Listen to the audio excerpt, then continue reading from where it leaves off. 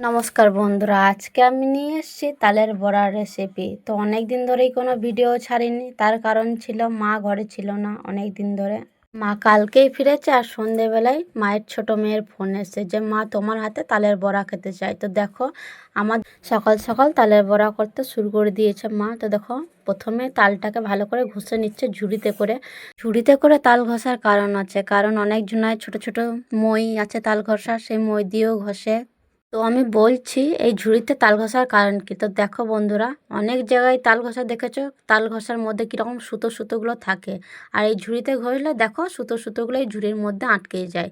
তো মার এই ধার দিকে তাল ঘষা হয়ে গেছে। তো দেখো আমি একটা বাটিতে জল নিয়ে চিড়েগুলোকে ভিজাতে দিয়েছি চিড়েগুলোকে ভালোভাবে ভিজিয়ে নিব।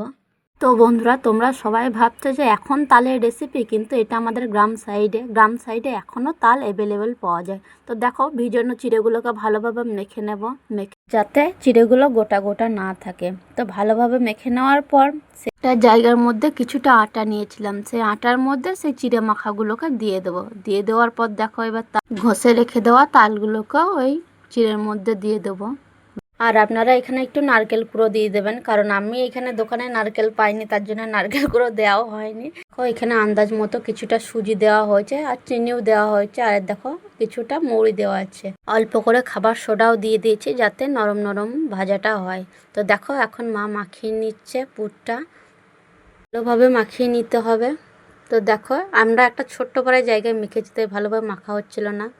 তারপর উনুন ধরিয়ে কড়াই বসিয়ে কড়াইয়ের মধ্যে তেল দিয়ে দিয়েছি। তারপর দেখো মেখে রাখা পুরগুলোকে এক এক করে তেলের মধ্যে ছেড়ে দেবো। এইভাবে এক এক করে তেলের মধ্যে ছেড়ে দিচ্ছে মা। দেখো আবার যখন একসাথে এইগুলোকে সব মাখছিল তখনই কত সুন্দর সেন্ট উঠছিল, আর এখন ভাজা হচ্ছে মানে তো আরও সুন্দর সেন্ট, মানে পুরো পাড়া প্রতিবেশীর লোক জেনে যাবে যে ঘরে তালের বড়া হচ্ছে, এত সুন্দর সেন্ট ওঠে। অনেকেই অনেক রকমভাবে ভাজে, কিন্তু আমার মা এরকমভাবেই ভাজে। অনেকে চালের গুঁড়ো দেয়, চালের গুঁড়ো দিলে শক্ত শক্ত হয়, কিন্তু মা এইরকম করে ভাজে বলে খুব সুন্দর নরম নরম ভাজা হয়। তো দেখো এখন হালকা হালকা করে লাল লাল ভাজা হচ্ছে। তো এগুলোকে ভালোভাবে নাড়াচাড়া করে নিতে হবে যাতে কোনো গায়ে গায়ে না লেগে যায়। তো দেখো মা এখন সেটাই করছে, যাতে গায়ে গায়ে না লেগে যায়, তার জন্যে নেড়ে চেড়ে নিচ্ছে। দেখো উল্টে পাল্টে ভালোভাবে লাল লাল করে ভেজে নিতে হবে। এটা গ্যাসে হচ্ছে না, উনুনে হচ্ছে, তাই উনুনের হিটটা সবসময় অল্প, মানে জ্বালানিটা সবসময় অল্পই রাখতে হবে যাতে পুড়ে না যায়। এটা অল্প অল্প আঁচে ভালোভাবে ভেজে নিতে হবে। তো দেখো বন্ধুরা, এখন ভাজা কমপ্লিট হয়ে গেছে। তো কত সুন্দর ফোলা ফোলা হয়ে উঠেছে। অনেক জায়গায় এটাকে বলে তাল ফুলুরি, আর আমাদের এখানে বলে তালের বড়া।